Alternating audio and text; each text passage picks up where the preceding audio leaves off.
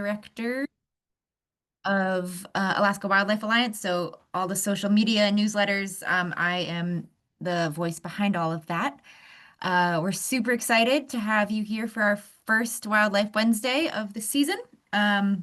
This month is going to be Kenai Beavers, the ecosystem engineers, with Spencer Johnson and Nicole Schmitt.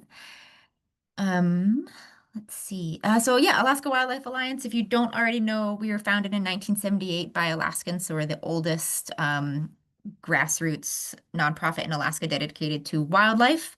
We advocate for healthy ecosystems and scientifically and ethically manage to protect our wildlife for past and future generations. We operate under three programs. One is climate adaptation, so helping wildlife adapt to climate change, which our Beaver project falls under. We also work to recover threatened and endangered species like the Cook Inlet beluga whales, and we're also a voice for wildlife, showing up at Board of Game meetings to help advocate for Alaska's wildlife. We want to thank Nat Hab for sponsoring our 2025 Wildlife Wednesday presentations. Some of you may have heard about Nat Hab. They run these really amazing nature and wildlife experiences to small groups. They have several in Alaska, including some bear camps. So if you are interested in checking them out, nathab.com, you can find all the information you need there.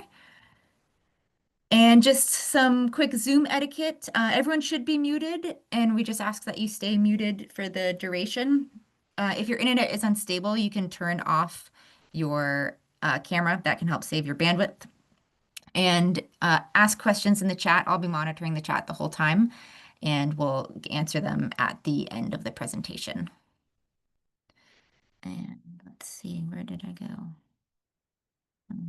1 second.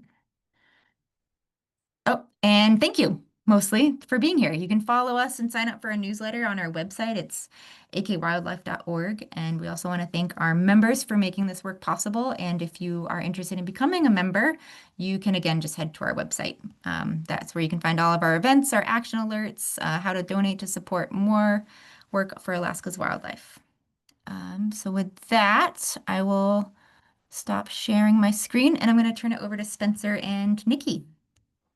Hi, everyone. Thank you so much. While Spencer is getting the slides shared with you all, I want to give a quick introduction. So we're really excited that you'll be joining this presentation tonight to learn more about our research project on the southern Kenai Peninsula featuring beavers. Oh, and I think we're at the beginning. But yeah, about 290,000 acres of peatlands on the Kenai Peninsula are at risk of drying out. And this increases things like fire risk, reduces the habitat for salmon and other species like moose. And beavers might be the best nature-based solution to peatland drying that we have.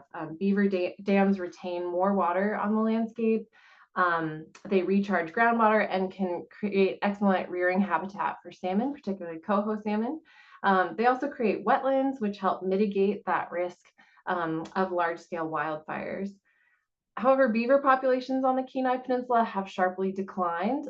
Some river systems with high beaver abundance now don't have any in this region. And so one thing that we're considering is that if beavers could be restored to their natural range, they may help resist climate change through their inherent wetland engineering. So during this presentation, you'll learn more about the research that we've been conducting with our great partners that seeks to understand the impact of beavers and beaver-inspired infrastructure on the Kenai Peninsula habitats. So I wanted to talk about our partners here. We have three main partners: Alaska Wildlife Alliance. We also are privileged to work with researchers from the University of South Florida, the Alaska Center for Conservation Science up in Anchorage. And then here beside me is Spencer Johnson, and he works with the Kachemak Bay National Estuarine Research Reserve. The reserve is a place-based science and education organization within the University of Alaska and part of a national network of national estuarine research reserves across the country, supported by NOAA. The reserve's priorities are driven by local communities here in Homer, while supporting the broader state of Alaska and around the nation. So Spencer Johnson is the lead research technician on this study, and he's here to share more about what we're doing on the ground to monitor environmental and habitat dimensions of this pilot project on beaver dams and beaver dam analogs, which you will know what that means by the end of this presentation. So with that, I'm going to turn it over to Spencer. Great, thanks, Nikki. So Nikki just went into the importance of wetlands a little bit, but I'll just expand on that to start out. So motivation for this project really starts with the importance of wetlands, and wetlands are areas where water is retained on the landscape. They benefit us in a variety of ways. So one of those ways that they're critical for fish, like the juvenile salmon that you see here. They also help maintain drinking water. They provide habitat for species like moose, many types of berries as well. They store massive amounts of carbon, and they can act as fire breaks. And this is just a small sampling of what wetlands can do for us. In South Central Alaska, a lot of our wetlands are peat wetlands, which accumulate organic matter in thick layers of fibrous soil, which we call peat. You can see an example of that in the upper right photo. These wetlands are particularly important given the disproportionate amount of carbon that they store. So we're facing a problem on the Kenai Peninsula, which is that peat wetlands are drying, largely because of climate change. And this trend is clearest in the vegetation. So this plot you're looking at is from a study that Ed Berg and some other scientists did, looking at peatland vegetation change and aerial imagery from the northern Kenai. As you can see, herbaceous vegetation cover has come way down over the last 50 years. Well, woody vegetation has increased a lot. And by herbaceous cover, we're talking about non-woody species, so grasses, sedges, small flowering plants. And in our climate, woody species like spruce generally can't tolerate the same amount of water saturation as some of the herbaceous species can. And so this data signals that peatlands are drying, and that trend threatens most of the benefits that peatlands provide. So now we get to beavers. And beavers obviously impound water, so increasing the cover of beaver ponds is a pretty clear strategy to reverse wetland drying and recharge groundwater. And beavers can also create really good rearing habitat for juvenile salmonids, particularly juvenile coho. And the research reserve has often found juvenile coho in beaver ponds during previous watershed work. So the photo you see here in the background is an example of researcher electrofishing in a beaver pond. And studies from the Pacific Northwest suggest that beaver ponds provide a disproportionate amount of coho rearing habitat there. And the evidence is a little bit more mixed in Alaska on how beavers affect fish habitat, but it still seems clear that beavers often create good habitat for fish. So I'm not a beaver biologist. Here at the Research Reserve, we're more focused on how beavers interact with the ecosystem around them rather than population trends, but I wanted to give some background on beavers in the Southern Kenai and why we're talking about them. So unfortunately, beavers are mostly gone from the Southern Kenai lowlands, and historically they were widespread, but now they're only in the most remote parts of the Upper Kenai, like the Upper Deep Creek watershed. We know this from a low plain survey that one of our local fish and game biologists conducted in 2018. And then Rhiannon Glover, who's a research tech and former UAA student working with us on this project, compared beaver pond coverage and satellite imagery, starting with the points from that low plain survey.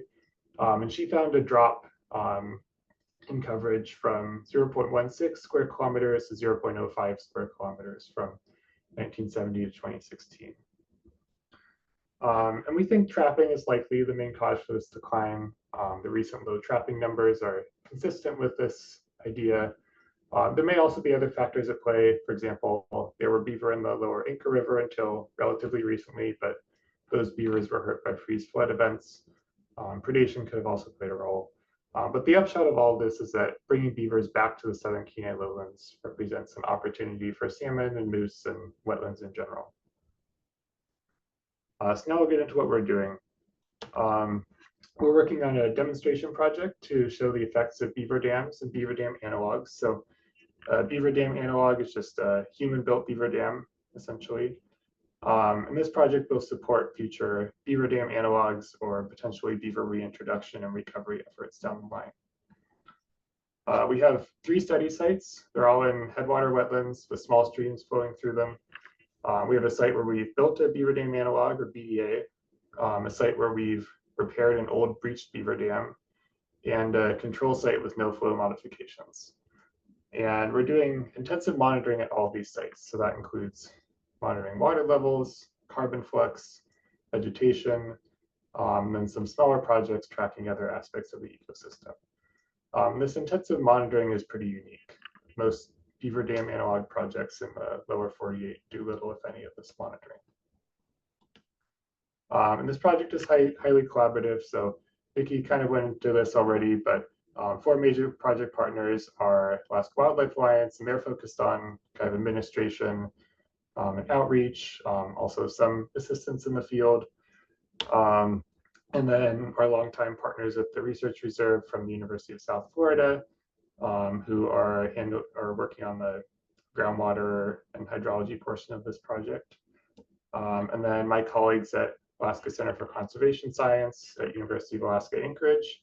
They're doing some project coordination and leading the vegetation surveys, doing some work on the carbon flux as well.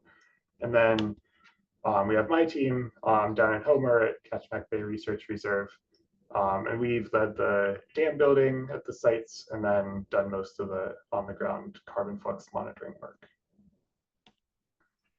So next I'll take you on a little tour of our project sites since they're all quite distinct. So we have 3 sites that are all headwater tributaries in the Estuarine watershed.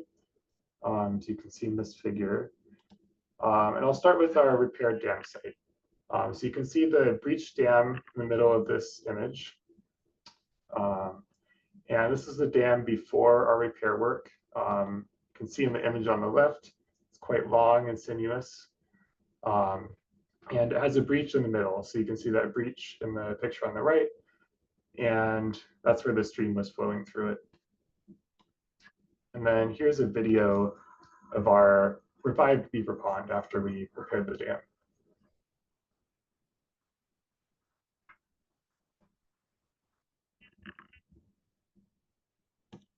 The Beaver Dam analog site is a broad, very flat drainage, drains a large peatland upstream of this image. And we built a Beaver Dam analog at the narrowest point down in the bottom left, where the yellow arrow is. And then here's a representative image of the site. So this is our flashiest site during breakup or after a rainstorm. This whole drainage will routinely flood. That was true even before we put in the Beaver Dam analog. And on the flip side, we've seen the stream channel dry up completely in mid to late summer. And then here's a video of our Beaver Dam analog pretty soon after we put it in.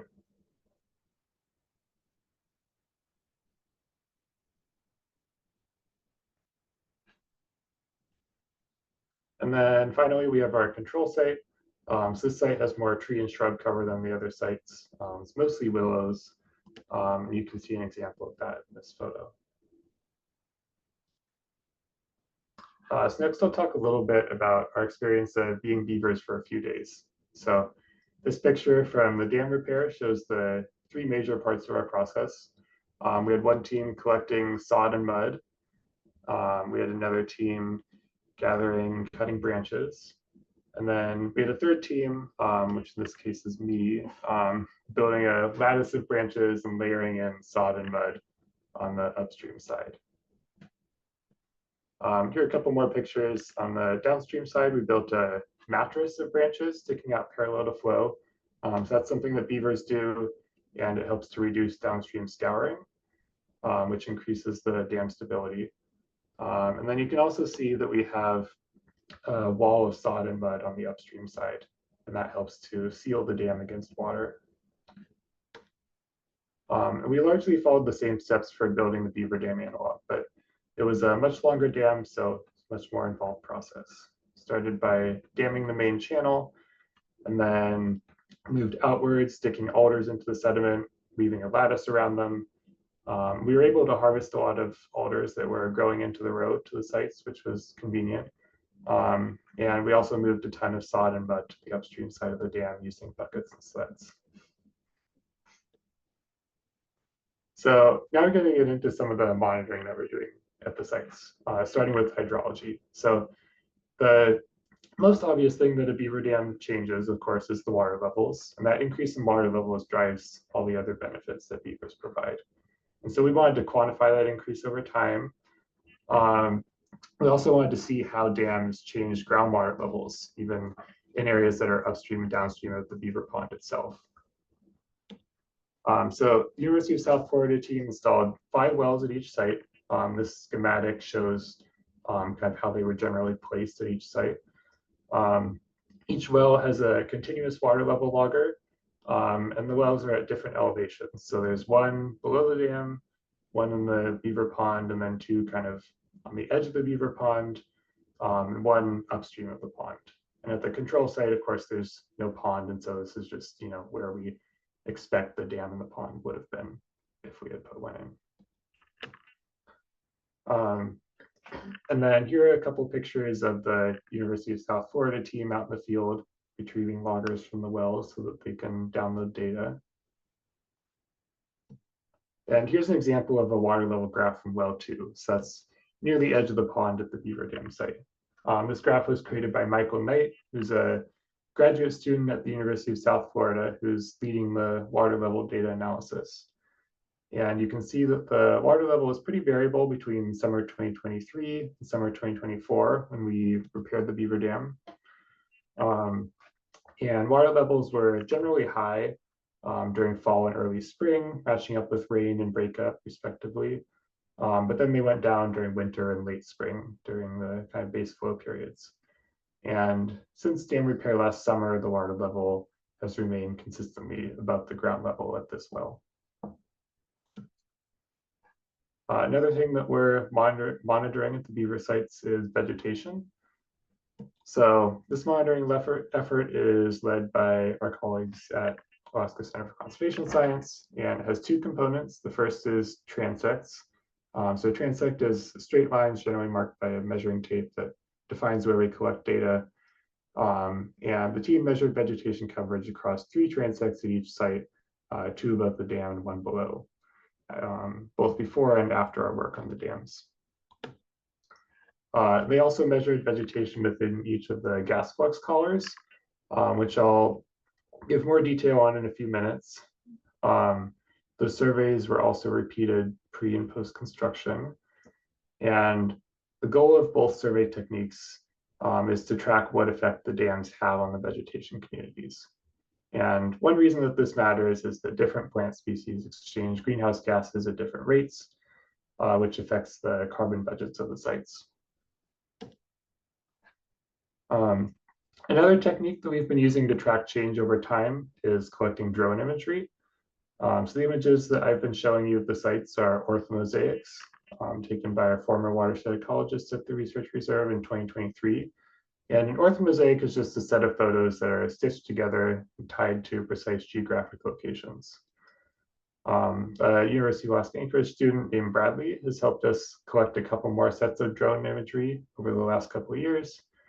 And we can use this imagery to compare from year to year and track changes in surface water extent and vegetation communities. So next I'll focus on our carbon storage work at the vegetation or at the study sites, starting with a conceptual framework. So here's an example of a relatively dry riparian zone. So the water table is a little way below the ground surface. And in this situation, you would expect the exchange or flux of carbon dioxide to mostly balance out over time between photosynthesis and respiration. So that's considering both the plants and the decomposers in the soil. So in this situation, the net carbon dioxide flux would be about 0. And in these dry conditions, we also wouldn't expect to see much methane production. So the methane flux between the soil and the atmosphere would be about 0. And if photosynthesis balances ecosystem respiration, then the organic carbon in the soil will be limited to a thin organic layer at the surface. So now let's imagine what would happen if we introduce a beaver to raise our water table. So now plants are still photosynthesizing, but because the soil lacks oxygen, decomposition will slow way down, which means that ecosystem respiration will slow way down. And so we'd expect to see net carbon dioxide flux that's negative. And we would also expect to see positive methane flux because in wet conditions like this, methane is produced as a byproduct of decomposition without oxygen. And so over a long time period, these wet conditions would build a much thicker layer of organic soil full of carbon. And so that's what makes our peat wetlands such great at storing carbon, is this net drawdown of carbon into the soil over time. And as this carbon builds up, some of it ends up in the food web, enriching headwater stream ecosystems. So in the Kenai lowlands, some of our research at the research reserve has shown that dissolved organic carbon released by peatlands is an important driver of stream productivity, increasing the abundance and growth rate of juvenile salmon. And yeah, so our monitoring is addressing a couple of questions about carbon at the beaver sites. Firstly, how much organic carbon is in the soil at the sites? And then secondly, how will the dams affect carbon flux at the sites? This first question was addressed last summer by our NOAA intern, Ashika. She found that the Beaver Dam site had the highest carbon density at over 30 kilograms of carbon per square meter. These measurements are from just behind the dam location.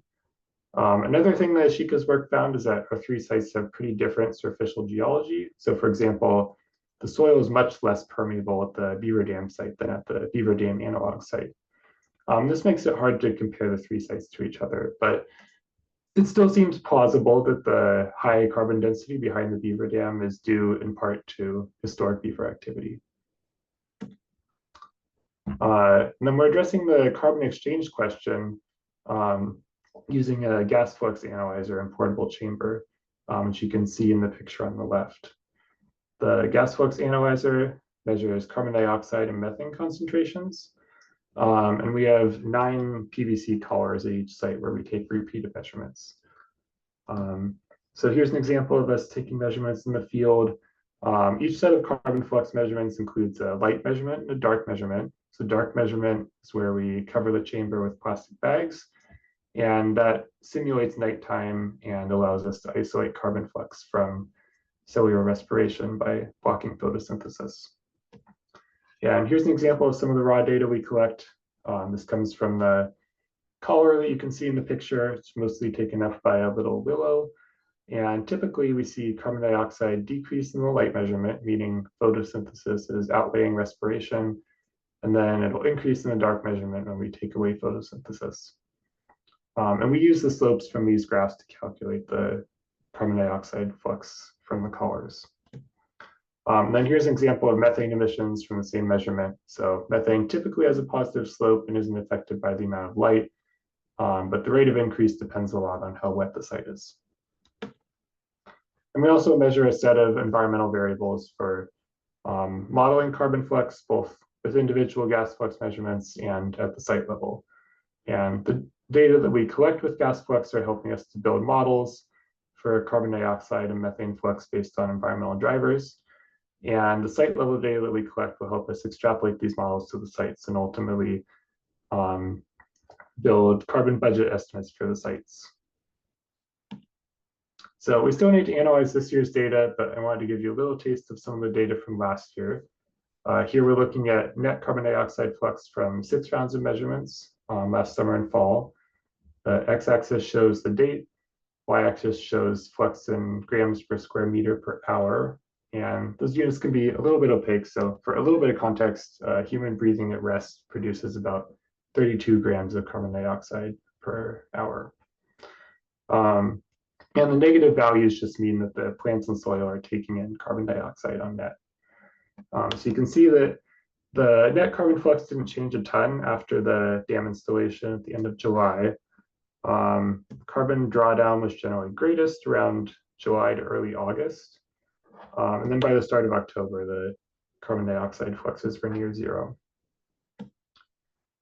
We can also isolate carbon dioxide flux from photosynthesis.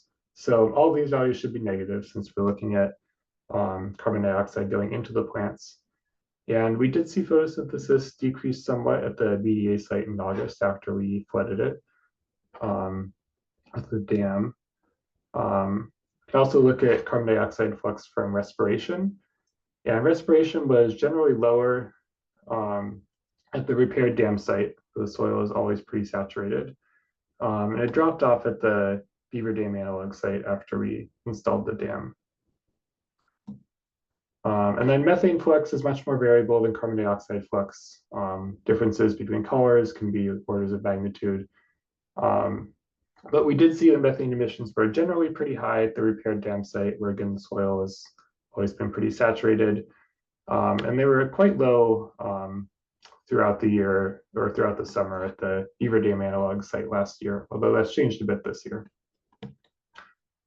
So we're also monitoring fish presence at the study sites. And though beaver dams often benefit fish, they can sometimes act as a barrier as well. So we wanted to see what was happening at our sites. In 2023, we had an intern named Max who assessed fish presence at the BDA site and at the repaired dam site as part of his project. And he found Coho salmon at the Beaver Dam site and both Coho and Dolly Varden at the Beaver Dam analog site.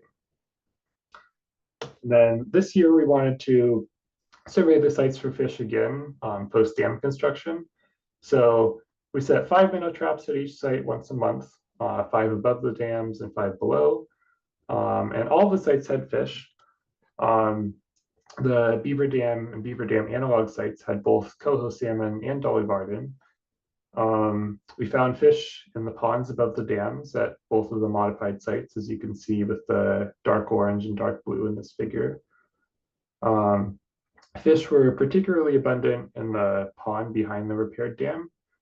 And the fish in that pond were also noticeably larger than those downstream.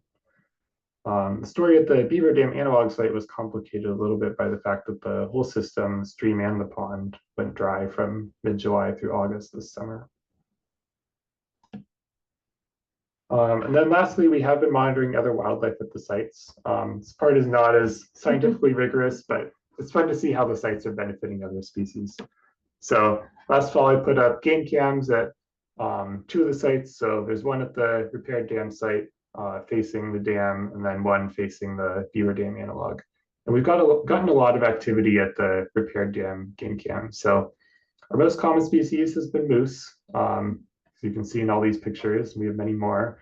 And yeah, we got some really nice pictures of some cute moose calves. We also caught a wolf on camera a couple of times. It's been really cool to see. We've seen a couple of brown bears walking on the dam. So there's this smaller one here. And then there's also this one that seems incredibly fat for being out in May. So yeah, we're all a little bit curious about that.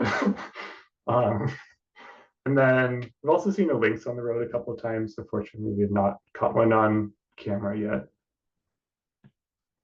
And our other wildlife monitoring equipment is audio recorders that we're using to track songbirds. And we put one of these up at each site for 1 to 2 months during the migratory season over the last 2 summers. The data still need to be analyzed, but just anecdotally, we've seen some fun birds at the sites, including this little phalarope that we saw just a couple of days after we repaired the dam at the repaired dam site.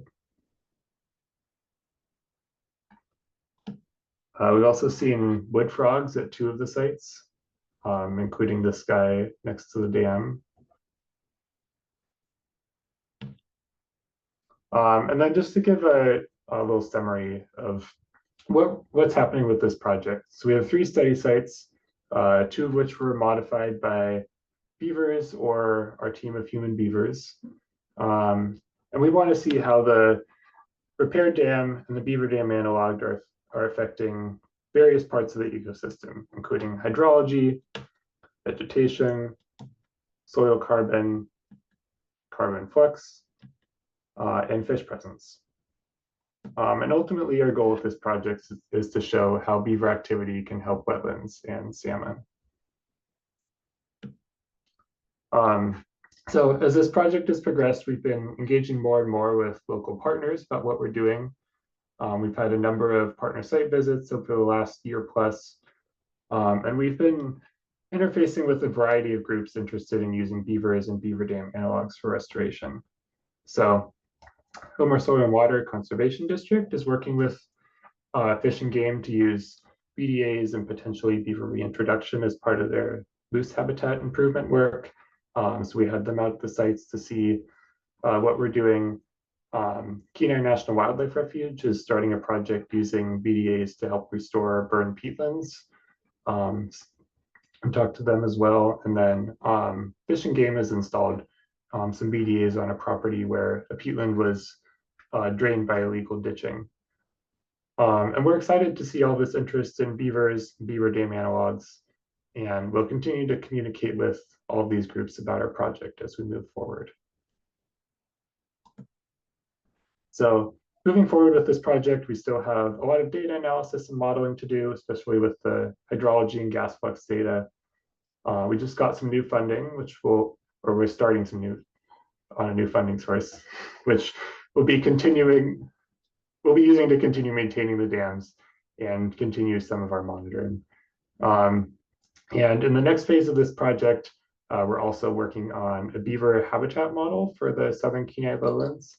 And so that model will help partners prioritize the best locations for beaver dam analogs or beaver reintroduction. And we'll be continuing to reach out to partners and community members about all this work. And please reach out to us if you're interested in our work. I'll have our email addresses up on the final slide. This is where I'll hop in. For those of you who live in the area or are interested in learning more about how some of the hunting and trapping regulations might affect beavers in the area, the South Central Board of Game meeting will take place next March. And so there's a whole suite of proposals about hunting and trapping regulations in this area. And there are 3 concerning beaver trapping within this project area. So those 3 proposals are listed here on the screen. Proposal 151 was proposed by the Homer Fish and Game Advisory Committee, thank you, to close all trapping within the Deep Creek and Anchor River drainage south to, but excluding the Fox River drainage in Unit 15C for 5 years. Proposal 152 is quite similar, to close all beaver trapping in the Anchor River drainage in Unit 15C for 5 years. That's submitted by Matthew James, the Homer Soil and Water Conservation District. And then proposal 153, submitted by Neil and Taylor, to close the Anchor River drainage in Unit 15C to beaver trapping. And so if you are interested in learning more about these proposals and the process to comment on this, you can just Google Board of Game, Alaska Board of Game, and you'll find this website. On the left-hand side, you'll see that toolbar. You can click on Proposal Book, and then down about 3/4 down the screen, you'll see the Kenai Peninsula area proposals, and you can view the PDF to see all of the proposals in the area, or you can click on the link to show proposals and find the details of those 3 proposals listed. The comments for those proposals are due in early March, so you have a couple of months to reach out and learn more about those proposals, but the decisions made at the Board of Game could affect beavers as they move through this system and around our research project. Yeah, so just getting back to our project for a second, had a lot of people involved from a number of different organizations, and yeah, everybody has really brought a lot to the table for this project, and we really appreciate the help from everybody listed on this slide. We also want to thank our funders from Wildlife Conservation Society, Climate Adaptation Fund, and the National Fish and Wildlife Foundation. And yeah, does anybody have any questions? Thanks, Spencer and Nikki. Yeah, if anyone has any questions, you can pop them in the chat. We do have one from Paul, who he said, as he understands it, methane is a more potent greenhouse gas than carbon dioxide, and he was wondering if there was a way to estimate how much the dams ended up helping when the increased methane was accounted for. He assumes it would still be positive as the peat builds up over time. Yeah, thanks, Paul. It's a great question. And I don't have a great answer for you right now because we're still analyzing that data, but that's kind of why we're collecting that data, because it's true that, as um, wetlands kind of create anaerobic habitat, we do get more carbon storage, but we also see more methane release. And so there's a balance there. And I mean, one thing that we've kind of expected is that maybe, when we initially flooded the sites, we might see kind of a initial increase in methane that would increase, carbon dioxide, or I guess the CO2 equivalent emissions. But over time, the sites would be a net positive for climate mitigation because they'd be storing carbon. But yeah, we will get back to you when we have some more hard data on that from our sites. Thanks, Spencer. So let's see. One more question from Paul. What was the relative cost for the BDA versus the Beaver Dam repair? Do you have a good answer for that? That's a good question. Wow, I don't have an answer off the top, but it took, I mean, in terms of days, and Spencer, you can jog my memory. We did this all last summer with partners. The Beaver Dam repair site took a day. And then the Beaver Dam analog site, did it take 2 days or was it more? Yeah, it was 2 days. Yeah. We also had a little bit of a bigger team. Yeah. And did a little bit of extra work a couple weeks later. So yeah, I mean the Beaver Dam analog was just a much bigger structure to construct. So yeah, and it was a lot of the team's first time building a Beaver Dam analog. So we were researching, Spencer among them was learning how BDAs are built in other places in the lower 48, primarily in Utah and kind of the Southwest regions. But we used all materials from the site. So some Beaver Dam analogs use rebar, or they like buy materials to put in, and ours was all, from the area. So the materials were essentially free. It was just a lot of volunteer time and sweat labor to get it put together. But the Beaver Dam repair was kind of repairing a narrow but deep notch. As you can tell, Spencer is quite tall, and he was all the way up in it when we were finished, whereas the Beaver Dam analog was really long, and so it just took a lot of time. But this was the team at the Beaver Dam analog site. So it's a good question, and we'll have to quantify that. Nina wants to know what a nonprofit can do to become part of the list of potential analog dam sites.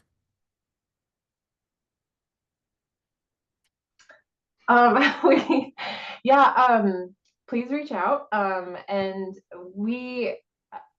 Spencer, feel free to hop in here too. But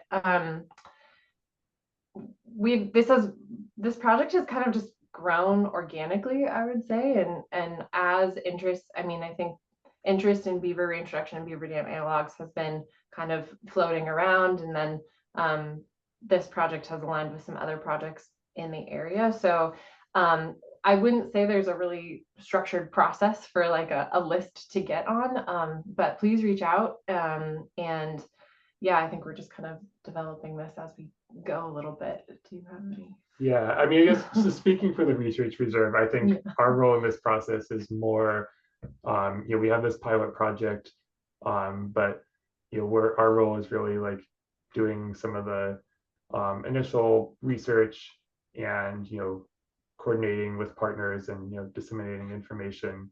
So we're not going to be going out and building a whole bunch of BDAs across the landscape. We don't have a list at the research reserve, but but yeah, I mean, as we mentioned, there are other organizations that are starting to do more of that, or at least think about doing more of that. So yeah, definitely love to hear from you. Yeah, and I think the site visits have really served as a knowledge sharing about what worked and what we've been doing at the projects and how it's going over time. So yeah, I think the best thing if you're interested in this would be to reach out and could see if a site visit makes sense or how best to network into the cloud of folks who are thinking about beaver dam analogs and beaver reintroduction in the area. Awesome. Nina had a follow-up of if there was funding available for beaver dam analogs. And Nina, I will share the link to our Kenai Beaver page in the chat one moment while they're answering that question. I I think speaking from AWA, but I think the reserve's answer is similar. Is there is not. We just received funding from the National Fish and Wildlife Foundation to continue the research on these sites. So the first phase, kind of the development of these demonstration sites, was funded by the Wildlife Conservation Society, and then National Fish and Wildlife Foundation supported. The Homer Foundation has also lended some support to help us communicate this project, so we'd like to thank them as well. But no, there's no current pool of money, at least from the project partners here, to build beaver dam analogs. But the world could change potentially, but as of right now, we just got funded to continue these sites. Linda is wondering if we've seen any beavers or beaver sign in the study areas. We're always hoping we will, but no, not yet, unfortunately. Yeah, I think we've seen kind of like ghosts of beavers past in that at the repair site, we did see some wood that had been chewed by beavers, and you could see their teeth marks, but we have not seen any beavers.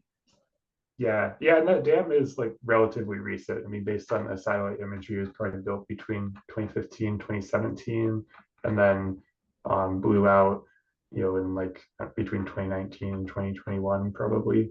And so, yeah, definitely there's beaver sign around. You can, look at the dam that was, mostly intact besides that one little breach and see what they were doing. But yeah, none there right now. We also have a question asking if we're partnering with any organizations or projects that are specializing in salmon habitat.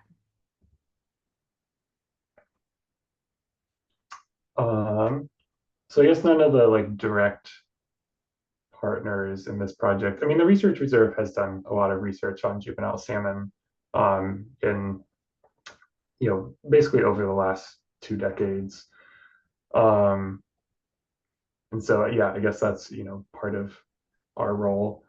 But we have had some fish and game biologists out to the sites that are working on, well, some of them, are managing salmon, some of them are managing moose habitat. So that's definitely a dimension of this project.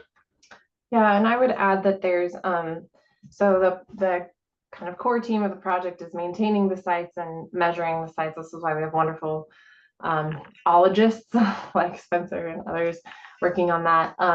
But the site visits have drawn, I think a lot of folks are interested in this work. The Matsu and Kenai Peninsula Fish Habitat Partnerships have, we've presented similar presentations there. So I think there's a lot of natural networking between some of the fish folks and the habitat folks. And that's the great part about beavers in this project, is that the habitat that beavers are affect and change really has a broad reach on a bunch of different species, moose, fish, birds included. Awesome. And then we also have a question for Teresa on any plans to relocate beavers to these areas. And Nina similarly asked if we had beavers translocated to the analog dam site.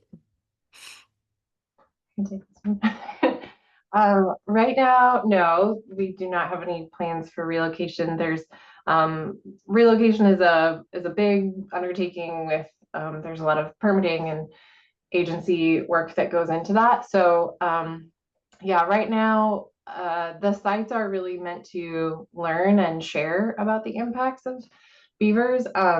And so I guess the short and long answer is no. But there has been a lot of conversation, kind of floating up about beaver dam analogs and how the region could move forward with moving beavers around, but there's been no solidification of that, I would say. Awesome. Thank you. If anyone else has any more questions, feel free to pop them into the chat. I think that caught us up on previous questions.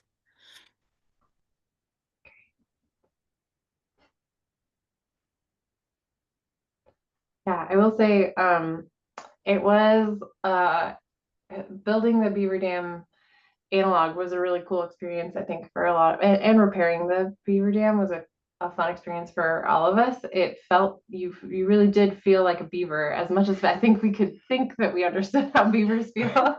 But packing the mud, as their tails kind of slap that in, and cutting all the branches, it's a ton of work. And I think we all left with a deep appreciation of all the effort that beavers put into building and maintaining these dams, because it was pretty labor intensive for sure. So if these little guys can make these dams for free, that would be great. Yeah. Awesome. Well, I don't see any more questions rolling through the chat. I did put the a lot of this information and an overview of the project is on our website, which I dropped in the chat, and I'll drop it one more time. So feel free to go down the rabbit hole there and definitely contact us with any other questions. Yeah, I think that's it. Nikki Okay. and Spencer, do you have anything else? I think so. Thank you.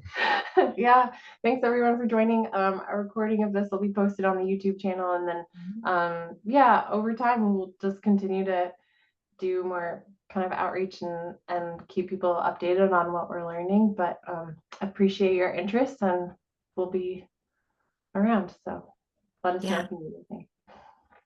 Yeah, thank you all so much for joining, and thank you, Nikki and Spencer. That was wonderful. This was our first Wildlife Wednesday of the year, and so we'll be starting them every third Wednesday until April. November, we have one on Cook Inlet belugas and their prey on November 19th. So you'll find that on our social media, on our website, and we hope you'll join us there too. But thank you, everyone, and have a good night.